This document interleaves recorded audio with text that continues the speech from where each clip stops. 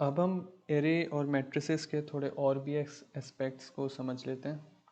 एक एग्जांपल से स्टार्ट करते हैं। Let's say x equals to, अब मैं कॉलन ऑपरेटर का यूज़ करूँगा मैट्रिक्स बनाने के लिए। लेट्स से मैं पहली रो में 1 से 4 तक एलिमेंट्स चाहता हूँ, तो मैं कॉलन ऑपरेटर यूज़ करते हुए 1 से 4 तक एलिमेंट्स बना देता हूँ।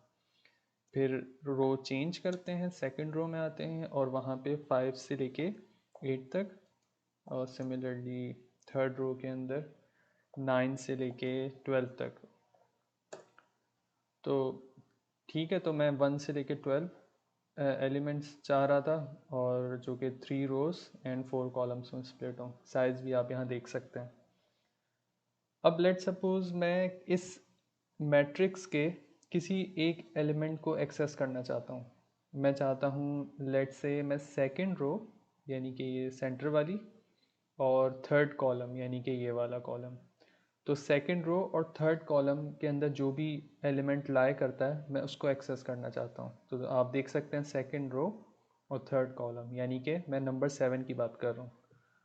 तो उसको किस तरह से आप एक्सेस करेंगे? तो इसका सिंपल सा तरीका है, मैट्रिक्स आपको पता है वो है एक्स, और एक्स मैट्रिक्स का सेकंड रो और थर्ड कॉलम। अब सवाल ये पैदा होता है कि मैंने रो को पहले क्यों लिखा और कॉलम को बाद में क्यों लिखा। तो ये एक रूल है मैटलैब का, और ये हर जगह ही ये रूल होता है। जैसे कि हमने पिछली वीडियो में देखा था कि रो को हमेशा पहले लिखते हैं और कॉलम को बाद में। और ये चीज़ आप यहाँ भी देख सकते हैं कि 3/4 मैट्रिक्स का मतलब 3 columns and 3 rows and 4 columns. तो हमेशा रो को पहले लिखा जाता है। तो अगर आप एंटर करते हैं तो आपके पास इसका रिजल्ट आ जाएगा 7। तो बिल्कुल सही है, मैं यही चाह रहा था। ठीक है, और आप इस मैट्रिक्स के किसी भी एलिमेंट को एक वेरिएबल के तौर पे भी असाइन कर सकते हैं। वो किस तरह से? सिमिलर तरीका, लेट सपोज मैं ए वेरिएबल एक है ए, और उसको मैं असाइन करना चाह रहा हूँ इस मैट्रिक्स एक्स का first row and fourth column element. तो आप देख सकते हैं फर्स्ट रो यानी पहली रो, और फोर्थ कॉलम यानी कि ये वाला कॉलम। तो आपके पास एलिमेंट आता है 4।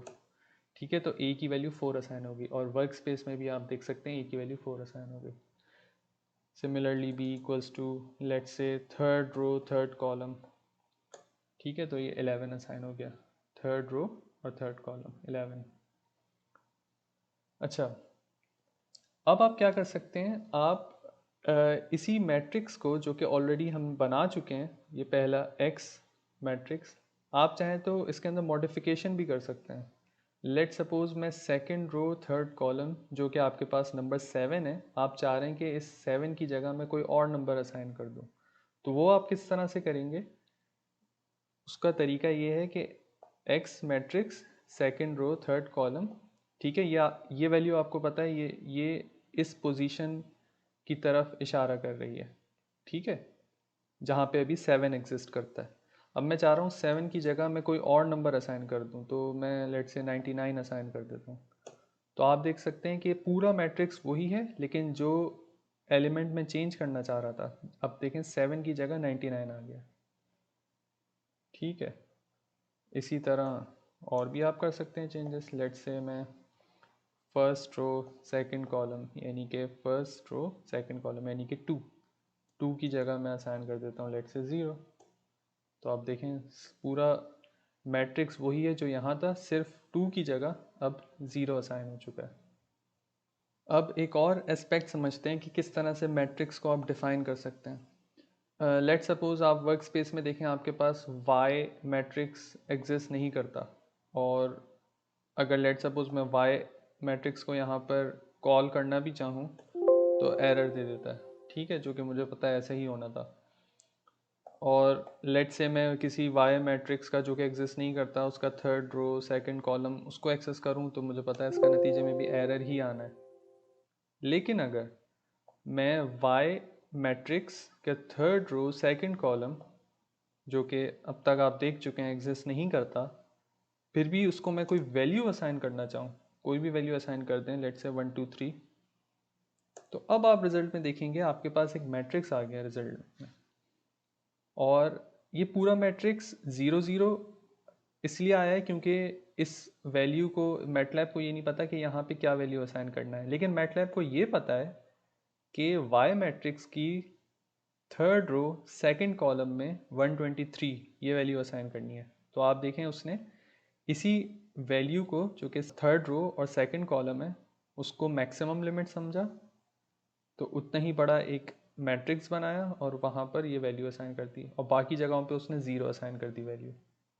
लेकिन अगर आप इससे भी कोई बड़ी वैल्यू आप अप्रोच करने की कोशिश करें, यानी कि हमें पता है ये 3 रोज और 2 कॉलम का मैट्रिक्स है 3/2, लेकिन अगर आप लेट सपोज फोर्थ रो और थर्ड कॉलम को एक्सेस करते हैं तो ये आपको दोबारा से एरर देगा। और इस बार ज़रा आप एरर देखें वो क्या है, वो कह रहा है इंडेक्स इन पोजीशन 1 एक्सीड्स एरे बाउंड्स। इसका ये मतलब हो पोजीशन 1 यानी कि ये फर्स्ट पोजीशन यानी रो, जो रो को डिफाइन करती है पहली पोजीशन, तो वह एक्सीड कर गई है एरे बाउंड्स, यानी इतना उस एरे में रोज एग्जिस्ट ही नहीं करती जितना आपने जितनी रोज आपने कॉल कर ली हैं।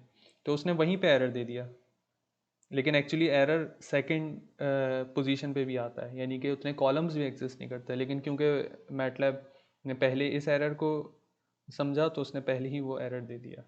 ठीक है, और एट द एंड उसने आपको बता भी दिया है कि मस्ट नॉट एक्सीड 3, यानी कि यहाँ पे 3 रोज ही एग्जिस्ट करते हैं, तो 3 से ज़्यादा वैल्यू दे ही नहीं सकते, और हमने 4 वैल्यू दे दी है। लेकिन क्या आप यहाँ इस पर्टिकुलर पोजीशन पे यानी कि फोर्थ रो और थर्ड कॉलम पे क्या आप कोई वैल्यू असाइन कर सकते हैं? बिल्कुल। तो फोर्थ रो थर्ड कॉलम और आप वहाँ पे कोई भी वैल्यू असाइन कर दें, लेट से 999।